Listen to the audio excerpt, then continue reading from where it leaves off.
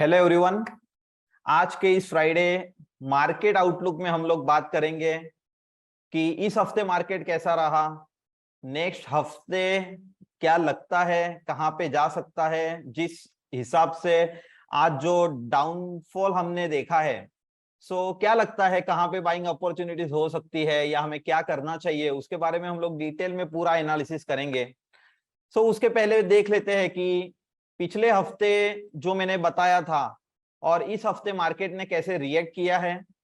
और जो मैंने ऑलरेडी आपको पहले ही, ये डाउनफॉल आने से पहले ही मैंने आपको हिंट दे दिया था और बता दिया था कि यहां से हमको अब पूरा एग्जिट करना है।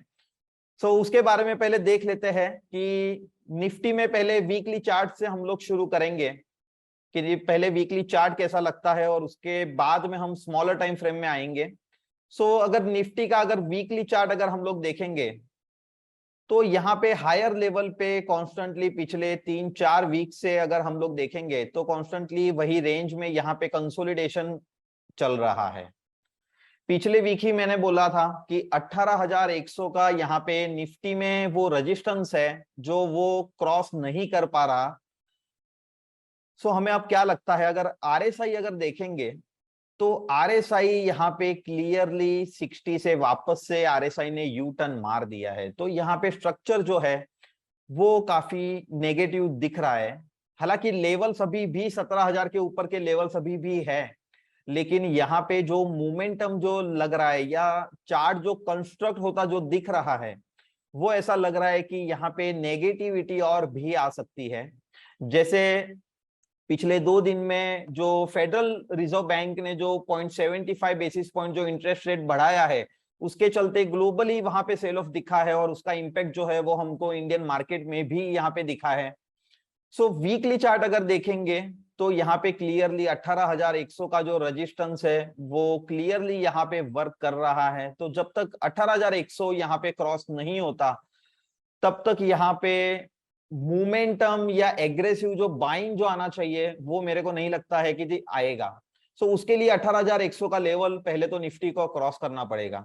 अब हम अगर स्मॉलर टाइम फ्रेम में मतलब डेली टाइम फ्रेम के ऊपर अगर देखेंगे, सो यहाँ पे आरएसआई जो है तो वो बिल्कुल बिलो 60 चल रहा है। सो बिटवीन 40-60 है। सो हो सकता है यहाँ पे वो कंसोलिडेट हो या हो सकता है हमें और भी डाउनफॉल हो, लेकिन यहाँ पे डेली टाइम फ्रेम यहाँ पे बुलिश बिल्कुल भी नहीं है। सो तेजी मत करिए। निफ्टी में तेजी करने के लिए अभी थोड़ा सा टाइम लगेगा, थोड़ा सा वक्त लगेगा। हो सकता है हमें प्राइस करेक्शन देखने को मिले, हो सकता है हमें टाइम करेक्शन देखने को मिले। सो अभी वक्त है वेट एंड वॉच करने का। 18,100 के ऊपर जब निफ्टी निकलेगा तो उसके बाद में हम लोग सोचेंगे कि वहां पे एग्रेसिवली बाइंग करी जा सकती है। यहाँ पे जो इमीडिएट जो सपोर्ट है निफ्टी में वो यहाँ पे मैं बता देता हूं। इमीडिएट सपोर्ट जो है वो 17,170 के करीबन का इमीडिएट सपोर्ट है और उसके बाद में सीधा सपोर्ट है 16,750 का। सो ये दो सपोर्ट जो है वो नेक्स्ट वीक के लिए इंपॉर्टेंट रोल प्ले कर सकते हैं। अगर निफ्टी 17,170 का लेवल अगर ब्रेक होता है, सो हमारा नेक्स्ट टारगेट जो रहेगा वो 16,750 मतलब 16,800 के करीबन का नेक्स्ट ये टारगेट रहेगा। हमें अभी बाइंग में कुछ भी नहीं करना है, वेट एंड वॉच करना है या तो शॉर्ट करना है। अगर कोई एफ एंड ओ ट्रेडर है तो वो शॉर्टिंग अपॉर्चुनिटीज देख सकता है। अगर आप रिटेल ट्रेडर हो, अगर आप इक्विटी मार्केट कैश मार्केट में अगर ट्रेड कर रहे हो तो वेट एंड वॉच करिए, अभी वो वक्त नहीं है बाय करने का। और अगर हम बैंक निफ्टी अगर देखेंगे तो बैंक निफ्टी का चार्ट में यहाँ पे ओपन कर लेता हूं। सो वीकली चार्ट अगर देखेंगे तो आरएसआई जो है एग्जैक्ट 60 के ऊपर यहाँ पे क्लोजिंग हुआ है। अगर ये नेक्स्ट वीक भी वापस से और भी करेक्शन अगर दिखाता है मार्केट तो आरएसआई भी 60 को ब्रेक करके नीचे आ सकता है। सो यहाँ पे भी वेट एंड वॉच करना है, क्योंकि जो मैंने 2 हफ्ते पहले ही बोला था कि बैंक निफ्टी में जो रजिस्टेंस है वो ऑल टाइम हाई का रजिस्टेंस है। और अगर आप देखोगे तो बिल्कुल 41,800 के करीबन का यहाँ पे रजिस्टेंस उसने लिया है और फिर वहां से नीचे आया है। बैंक निफ्टी में आज का जो क्लोजिंग है वो है 39,550 के करीबन का क्लोजिंग है। यहाँ पे नेगेटिव कैंडल आज इस वीक में यहाँ पे फॉर्म हुई है। अगर डेली टाइम फ्रेम अगर देखेंगे तो इमीडिएट जो सपोर्ट था उसको 39,800 40,000 के करीबन का वो सपोर्ट इसने यहाँ पे ब्रेक किया है। और अभी जो नेक्स्ट जो सपोर्ट जो निकल के आ रहा है वो यहाँ पे सपोर्ट है 48,400 के करीबन। सो सीधा बैंक निफ्टी में सपोर्ट जो है वो 48,400, मतलब यहाँ से भी 1,100 पॉइंट नीचे का यहाँ पे सपोर्ट निकल के आ रहा है। डेली टाइम फ्रेम में आरएसआई जो है वो बिलो 60 आ चुका है, तो हो सकता है जैसे मैंने बताया कि प्राइस करेक्शन या टाइम करेक्शन आ सकता है, तो अभी वेट एंड वॉच करना है। बैंक निफ्टी अगर ऑल टाइम हाई ब्रेक करेगा तो और नया रैली हमें देखने को मिलेगा, क्योंकि अगर बैंक निफ्टी अगर हाई क्रॉस करता है तो पैरेलल निफ्टी भी 18,100 क्रॉस करेगा, तो वहां पे हमें मोमेंटम मिलेगा, वहां पे हमें तेजी करने का या बाइंग अपॉर्चुनिटीज बहुत सारी मिलेंगी। मैं आपको जो है वो अपडेट्स में देता रहूंगा। जैसे इसी हफ्ते मैंने ट्विटर के ऊपर ऑलरेडी मैंने यहाँ पे पोस्ट भी किया था कि ऑलरेडी हम लोग एग्जिट हो चुके हैं, 90% पोजीशन जो है वो मैंने एग्जिट कर दिया है। सो यहाँ पे वीकली मैं आपके पास हर फ्राइडे टू फ्राइडे हम लोग मिलते हैं, लेकिन हो सकता है कि रनिंग वीक में अगर कुछ अपडेट हो तो मैं ट्विटर के ऊपर दे देता हूँ। यहाँ पे मैंने मेरे कम्युनिटी जो हमारा ग्रुप है वो कम्युनिटी ग्रुप के ऊपर ही मैंने पोस्ट कर दिया था कि जो हमारा जो मास्टर सेटअप 2 है वो मास्टर सेटअप 2 में यहाँ पे सारे स्टॉक्स में यहाँ पे सेल पोजीशंस आ रही है। इनफैक्ट सिर्फ सेल पोजीशन नहीं आ रही थी, यहाँ पे डबल सेलिंग पोजीशंस आ रही थी। सो वहां पे पिक्चर बहुत ही क्लियर हो चुका था। फेडरल बैंक का जो डिसीजन आया उसके एक दिन पहले की बात कर रहा हूं, उसके बाद नहीं। सो उसके पहले पिक्चर काफी क्लियर हो चुका था कि यहाँ पे करेक्शन आ सकता है, डाउनफॉल आ सकता है, सेल ऑफ आ सकता है। सो ऑलरेडी हमने कम्युनिटी में जो ग्रुप है हमारा एनालिस्ट कम्युनिटी जो ग्रुप है, सो उसमें ऑलरेडी मैंने अपडेट दे दिया था, ट्विटर के ऊपर भी मैंने अपडेट दिया था। तो मेरी तरफ से जो भी अपडेट्स है सो मैं आपको देता हूं। अब ये मैंने जो अपडेट दिया है कि यहाँ पे सेल पोजीशन है, तो वो कौन से बेसिस के ऊपर दिया था, क्योंकि जो हम लोग टेक्निकल एनालिसिस के जो मैं कोर्स कंडक्ट करता हूं उसमें मैं मास्टर सेटअप में सिखाता हूं कि जो मास्टर सेटअप जो है जिसमें प्रिसाइज बाय रूल रहेंगे, प्रिसाइज सेल रूल रहेंगे, और उसमें भी हम लोग पूरे मार्केट में ट्रेड नहीं करते हैं।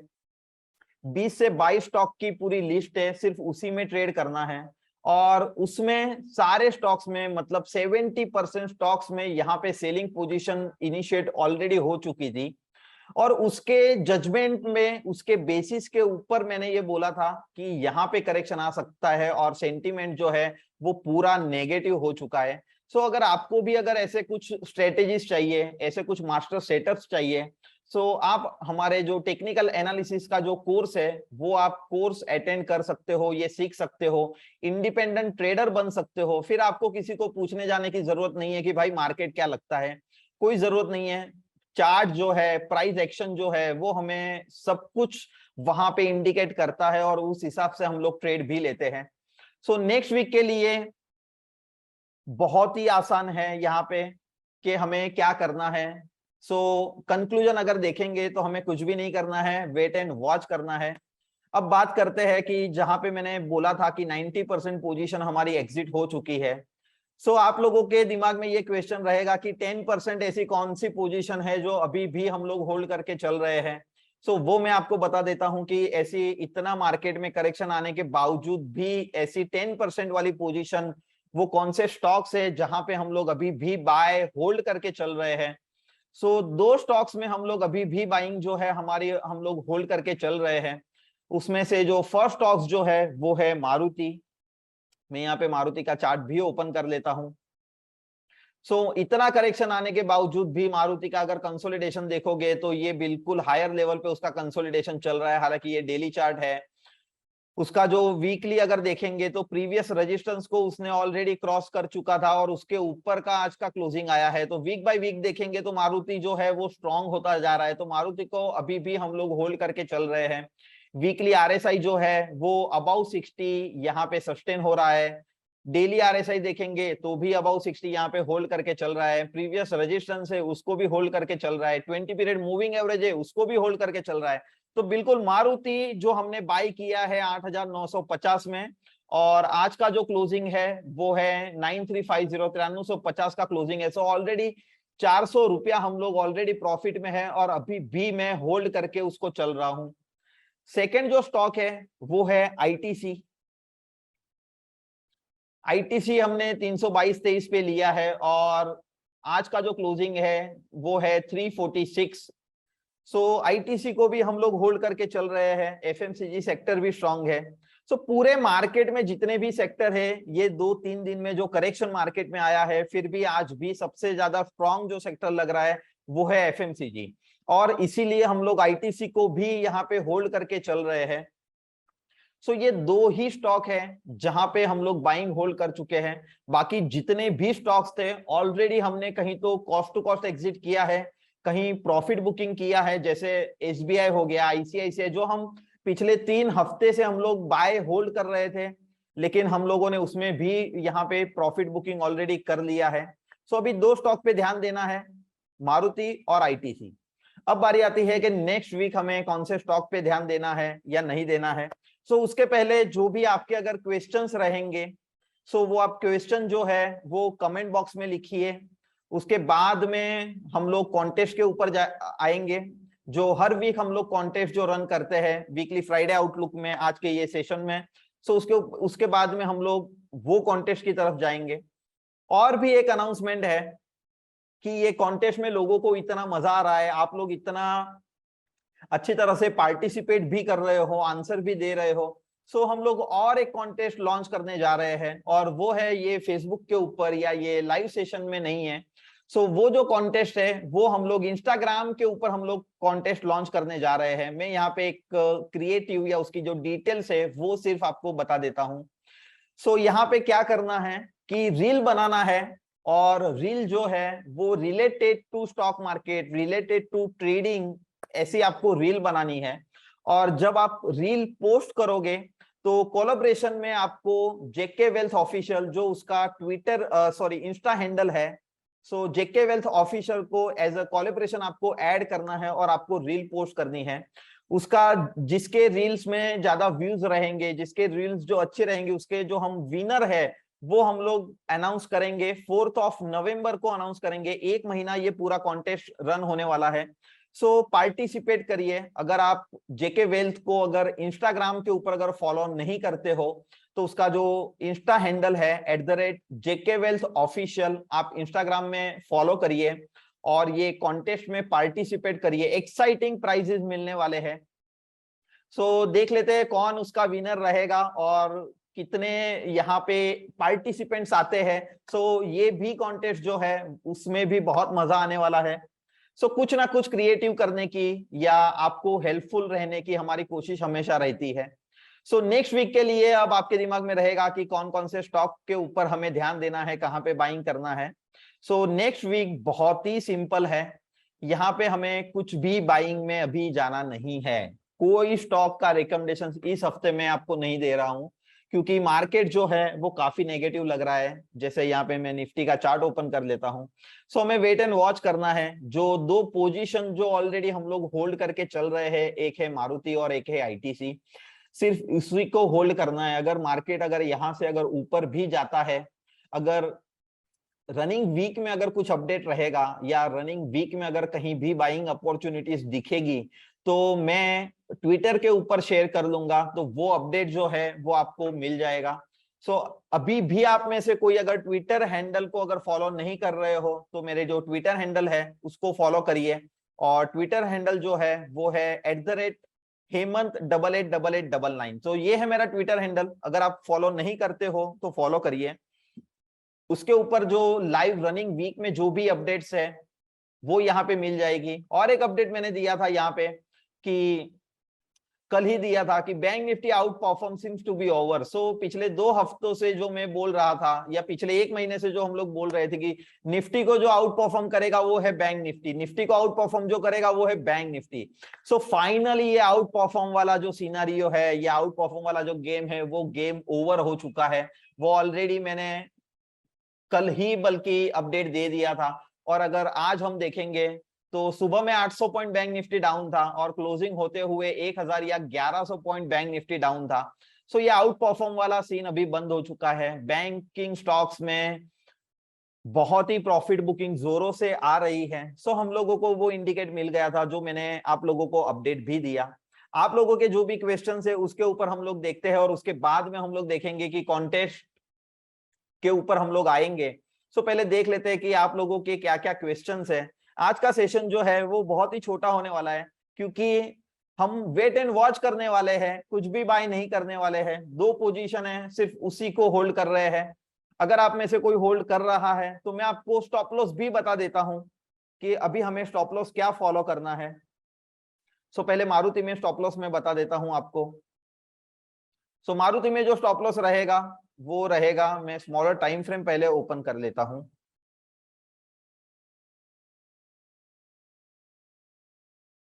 ओके, सो मारुति में जो स्टॉप लॉस रहेगा वो 9200 का रहेगा, 9200। ये स्टॉप लॉस को हम लोग मेंटेन करके चलेंगे। अगर ये स्टॉप लॉस भी अगर ट्रिगर होता है, मार्केट नीचे आता है और अगर ये स्टॉप लॉस भी ट्रिगर होता है तो कोई दिक्कत नहीं है, हम लोग ऑलरेडी प्रॉफिट में हैं, तो फिर भी हम लोग 250 पॉइंट के प्रॉफिट में रहेंगे। आईटीसी में जो है वो स्टॉप लॉस जो है वो मैं आपको बता देता हूं। आईटीसी का स्टॉप लॉस रहेगा 338 का, और आज का जो क्लोजिंग है वो है 347 का। सो 9 रुपया नीचे का आईटीसी का स्टॉप लॉस रहेगा। ये दोनों स्टॉप लॉस हम लोग सिर्फ मेंटेन करके चलेंगे, पोजीशन जो है वो होल्ड करके चलेंगे। और बाकी नए स्टॉक्स जैसे मैंने बताया कि वेट एंड वॉच करना है और कुछ भी नहीं करना है हमें। सो देख लेते हैं आप लोगों के क्या क्या क्वेश्चंस है।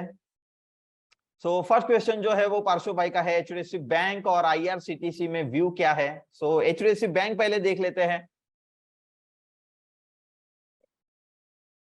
सो यहाँ पे मैं डेली ग्राफ ओपन कर लेता हूं, और अभी आप लोगों को इतने महीनों से आप लोग हर फ्राइडे वीक अटेंड कर रहे हो, तो आप लोगों को अभी सिर्फ ये चार्ट ओपन करने के बाद आप लोगों को समझ में आ गया होगा कि आरएसआई जो है वो सपोर्ट नहीं कर रहा है। मूविंग एवरेज जो है 20 पीरियड मूविंग एवरेज के नीचे प्राइस जो है वो क्लोज हो चुका है, और सिंपल है कि यहाँ पे जो इमीडिएट जो सपोर्ट है उसका वो है 1420 के करीबन, 1415 1420 के करीबन का सपोर्ट है। अगर ये सपोर्ट ब्रेक होता है तो और भी हम लोग यहाँ पे डाउनफॉल एक्सपेक्ट कर रहे हैं। सो वेट एंड वॉच करिए, अभी कुछ भी मत करिए। एचडीएफसी बैंक में यहाँ पे चार्ट जो है वो सारे नेगेटिव हो चुके हैं, और स्पेशली बैंकिंग में तो पूरा सेल ऑफ आ रहा है। सो वेट एंड वॉच करिए। आईआरसीटीसी जो दूसरा जो स्टॉक है वो भी यहाँ पे क्लियर है। यहाँ पे आरएसआई जो है बिल्कुल साइडवेज में चल रहा है, प्राइस एक्शन जो है वो भी साइडवेज में चल रहा है, तो कुछ नहीं है। जब भी ये 300 730 735 का लेवल जब भी ये क्रॉस करेगा उसके बाइंग में, उसके बाद में यहाँ पे बाइंग अपॉर्चुनिटीज बनेगी। अदरवाइज वेट एंड वॉच करिए। नेक्स्ट क्वेश्चन जो है वो बीरेन भाई का है, मारुति। तो बिल्कुल सर, अगर आप ये जो मैं रिकमेंडेशंस देता हूं उसके ऊपर अगर मारुति और आईटीसी का स्टॉप लॉस आप लोग पूछ रहे हो तो ऑलरेडी मैंने बताया है आप लोगों को। मारुति का जो स्टॉप लॉस रहेगा वो रहेगा 9200 का, आईटीसी का जो स्टॉप लॉस रहेगा वो रहेगा 338 का, 338 रुपए का स्टॉप लॉस रहेगा। ये स्टॉप लॉस को मेंटेन करना है सर। अगर आप बाय होल्ड कर रहे हो तो अच्छी बात है, पैसा भी कमा रहे हो इसके ऊपर। आप ट्विटर के ऊपर अगर फॉलो करके या वीकली सेशंस अगर फॉलो करके पैसा कमा रहे हो तो बिल्कुल सर होल्ड करिए, कोई दिक्कत नहीं है। नेक्स्ट जो है वो है रविंद्र सर का बीपीसीएल के ऊपर क्वेश्चन है, देख लेते हैं बीपीसीएल में क्या लगता है।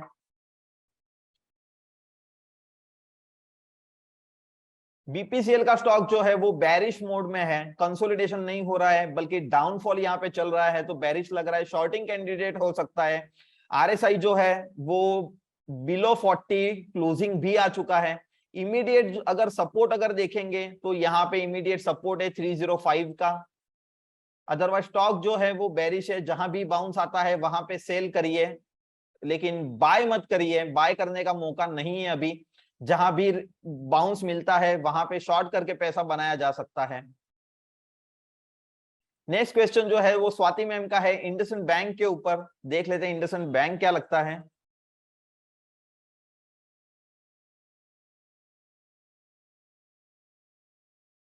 सो बिल्कुल इंडसइंड बैंक जो है पिछले जो हमने बाय किया था उसके बाद में एग्जिट भी किया, ब्रेकआउट भी आया, और वो ब्रेकआउट जो है वो फेल भी हुआ और वापस से ये नीचे आ रहा है।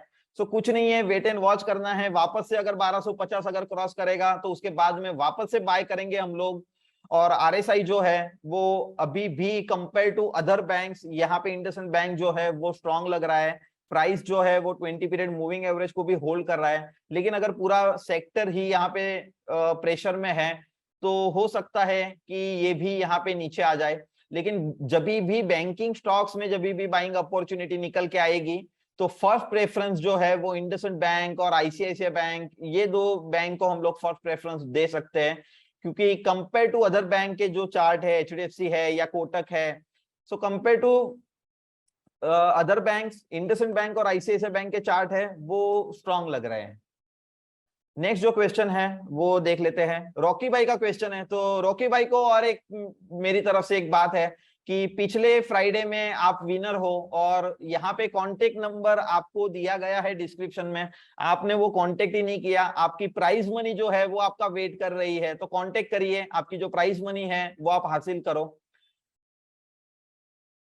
सो नेक्स्ट क्वेश्चन जो है वो राहुल जी का आईएमएफए। सो देख लेते हैं हम लोग। कॉन्स्टेंटली 4 वीक से आईएमएफए में नेगेटिव है और इस हफ्ते क्या होता है वो भी देख लेंगे। सो और भी नेगेटिव है। सो बिल्कुल राहुल जी, आप लोग 4 हफ्ते से, पिछले 1 महीने से आईएमएफए का व्यू मेरे से ले रहे हो और व्यू जो है वो मेरा कॉन्स्टेंटली नेगेटिव है। सो अभी भी नेगेटिव है। वेट एंड वॉच करिए, बाइंग मत करना, बिल्कुल भी मत करना। सो नेक्स्ट क्वेश्चन जो है वो है शॉर्ट रिकमेंडेशंस। सो जैसे मैंने पिछले वीक भी बोला था कि यहाँ पे ज्यादातर हम लोग शॉर्ट रिकमेंडेशंस नहीं देते हैं, फिर भी मैंने एक जिंदल स्टील का आपको दिया था, तो यही शॉर्ट्स को हम लोग कैरी करेंगे। जिंदल स्टील जो है 435-36 का लेवल था पिछले हफ्ते, इस हफ्ते 426 का लेवल। जिंदल स्टील को शॉर्ट करिए। गेन बेस्ड स्टडी के ऊपर यहाँ पे जो है वो 460 का जो रजिस्टेंस है वो बहुत ही पावरफुल है। वो 460 का वो रेजिस्टेंस क्रॉस होने में मेरे को नहीं लगता वो इमीडिएट क्रॉस होगा। यहाँ पे गैन बेस्ड स्टडी भी सजेस्ट कर रही है, यहाँ पे अगर गैप देखेंगे तो ये जो गैप है वो गैप का भी रेजिस्टेंस है यहाँ पे। सो जिंदल स्टील जो है वो प्रिफरेबली शॉर्टिंग कैंडिडेट है। आरएसआई भी अभी वापस से नेगेटिव चालू हो गया है, बिटवीन 40-60 आ गया है। सो जिंदल स्टील शॉर्ट करिए। मेटल में मेरे को वीक लग रहा है। तो सबसे जो वीक जो काउंटर है वो भी मैं आपको बता देता हूं कि यहाँ पे आईटी और फार्मा, अगर आरएसआई बेस अगर देखेंगे तो यहाँ पे वीक है। लेकिन अगर मार्केट को अगर करेक्शन आता है, मार्केट में अगर डाउनफॉल आता है, सेल ऑफ आता है, तो मार्केट को उसके साइड बाय साइड ये भी है कि फार्मा और आईटी ये दोनों मार्केट को सपोर्ट करेंगे। सो अभी आईटी और फार्मा में शॉर्टिंग मत ढूंढिए, क्योंकि हो सकता है कि मार्केट अगर सेल ऑफ अगर मार्केट में आता है तो हो सकता है फार्मा स्टॉक्स और आईटी स्टॉक्स यहाँ पे सपोर्ट देने की कोशिश करें।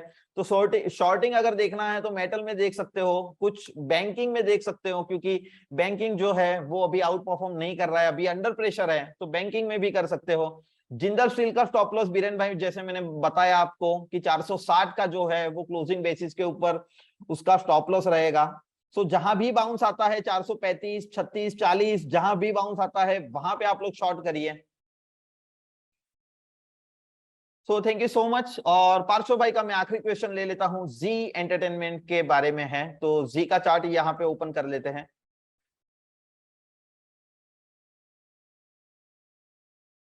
साइडवेज है पूरा। जी का जो चार्ट है वो साइडवेज है, ऊपर नीचे कर रहा है, लेकिन फॉलो अप मूवमेंट जो चाहिए वो यहाँ पे नहीं मिल रहा। आरएसआई जो है वो 60 को क्रॉस कर रहा है लेकिन वापस से आ रहा है। जो हमें 60 के ऊपर जो सस्टेन जो होना चाहिए वो यहाँ पे नहीं दिख रहा है। सो वेट एंड वॉच करिए, कुछ भी मत करिए। तो ओवरऑल जहां भी हम लोग चार्ट देखेंगे कहीं भी स्ट्रांगनेस नहीं लग रहा है।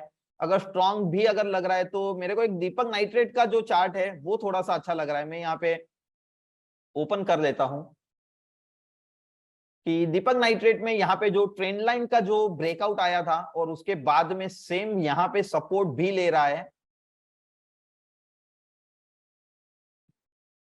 तो ये अगर देखेंगे तो यहाँ पे ब्रेकआउट आया था और वापस से नीचे आया, सेम ट्रेंड लाइन का सेम सपोर्ट भी ले रहा है।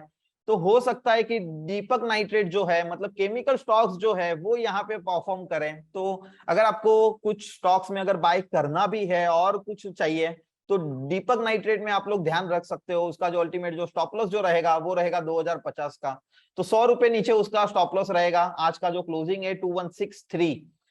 सो दीपक नाइट्रेट में आप लोग ध्यान रख सकते हो। सो अब बात करते हैं आज की कॉन्टेस्ट की। सो कॉन्टेस्ट के लिए आप लोग रेडी हो जाइए, और जैसे हम लोग हर बार कॉन्टेस्ट लेते हैं, हर वीक कॉन्टेस्ट लेते हैं, उस हिसाब से वैसे ही यहाँ पे मैं आपको 2 क्वेश्चन यहाँ पे पूछूंगा, और उसके जो आंसर है आपको कमेंट बॉक्स में लिखने हैं, और उसके जो भी आंसर रहेंगे वो मैंने इसी सेशन में आपको ऑलरेडी बताया है। So out of the syllabus कुछ भी नहीं रहेगा, जो भी आंसर रहेगा इसी सेशन में बताया हुआ आंसर रहेगा। जिसका भी आंसर फर्स्ट आएगा, जैसे पिछले हफ्ते थोड़ा सा हमें कॉन्फ्लिक्ट देखने को मिला, तो लेकिन मैंने जैसे बताया कि यहाँ पे कनेक्टिविटी हर एक की अलग अलग है, इंटरनेट कनेक्शन अलग है, मोबाइल नेटवर्क अलग अलग है, तो हो सकता है आपकी स्क्रीन में किसी का फर्स्ट दिखे, किसी का बाद में दिखे, लेकिन हमारी स्क्रीन के ऊपर फर्स्ट किसका दिखता है वो ज्यादा इंपॉर्टेंट है। सो आप लोग रेडी हो जाइए। सो आप लोग रेडी हो तो कमेंट बॉक्स में लिखिए, क्या मैं आपको सवाल या ये फर्स्ट क्वेश्चन जो है वो मैं पूछ सकता हूं?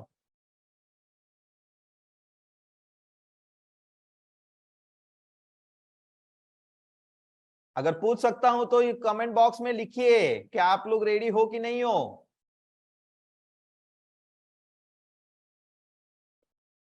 Yes yes yes. तो फर्स्ट क्वेश्चन मैं पूछ रहा हूं आप लोगों को। अभी जिस हिसाब से पूरा मार्केट यहाँ पे सेल ऑफ चल रहा है, तो फर्स्ट क्वेश्चन है मेरा कि सबसे स्ट्रॉन्गेस्ट सेक्टर कौन सा है? पूरे सेक्टर में सबसे स्ट्रॉन्गेस्ट सेक्टर कौन सा है? कमेंट बॉक्स में आंसर लिखिए, एक ही सेक्टर का नाम लिखना है।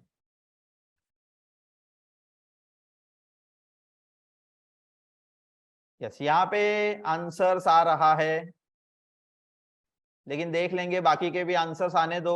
कहाँ पे टाइपिंग मिस्टेक भी यहाँ पे हो रही है, दिख रही है मेरे को। सो फर्स्ट जो आंसर है वो है ओके। सो यहाँ पे मैं विनर का नाम अनाउंस कर रहा हूं। सो विनर का नाम जो है वो है अर्चना गावड़े मैडम, और आंसर जो है वो है एफएमसीजी सेक्टर। और पूरे मार्केट में, पूरे सेक्टर में एफएमसीजी अभी भी स्ट्रॉन्गेस्ट सेक्टर लीड कर रहा है, और इसीलिए अभी भी हम लोग आईटीसी को अभी भी होल्ड करके चल रहे हैं। सो कॉन्ग्रेचुलेशन अर्चना मैम। डिस्क्रिप्शन में जो है वो कांटेक्ट नंबर ऑलरेडी दिया है, आप कांटेक्ट करिए, प्रोसेस को कंप्लीट करिए, और आपकी जो प्राइस मनी जो है 500 कैश प्राइस जो है वो आप हासिल करिए। सो नेक्स्ट जो क्वेश्चन है वो यहाँ पे मैं पूछ रहा हूं। सो वापस से आप लोग तैयार हो जाइए। नेक्स्ट क्वेश्चन यहाँ पे, सेकंड क्वेश्चन जो है वो यहाँ पे मैं पूछ रहा हूं।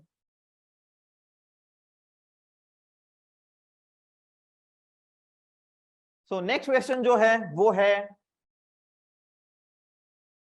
इस हफ्ते फेडरल बैंक ने कितने बेसिस पॉइंट इंटरेस्ट रेट में इंक्रीज किया है, बढ़ाया है? कितने बेसिस पॉइंट इंटरेस्ट रेट बढ़ाया है?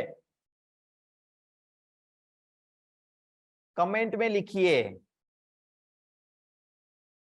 इस हफ्ते फेडरल बैंक ने कितने बेसिस पॉइंट इंटरेस्ट रेट बढ़ाया है?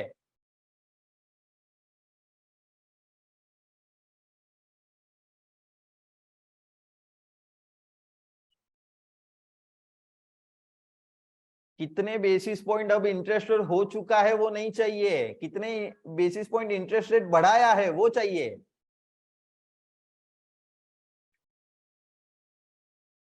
Correct correct correct.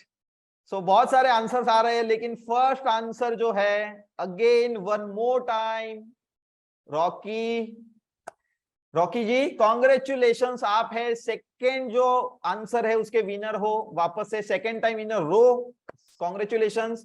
सो सही आंसर जो है वो 0.75 बेसिस पॉइंट इंटरेस्ट रेट बढ़ाया है, और अब जो टोटल जो इंटरेस्ट रेट जो हो चुका है वो है 3.25%। सो कॉन्ग्रेचुलेशंस। आज के दो जो विनर हैं उनको रिक्वेस्ट है कि यहाँ पे कांटेक्ट नंबर ऑलरेडी डिस्क्रिप्शन में दिया गया है, आप लोग कांटेक्ट करिए और आपकी जो प्राइज मनी है वो आप हासिल करिए।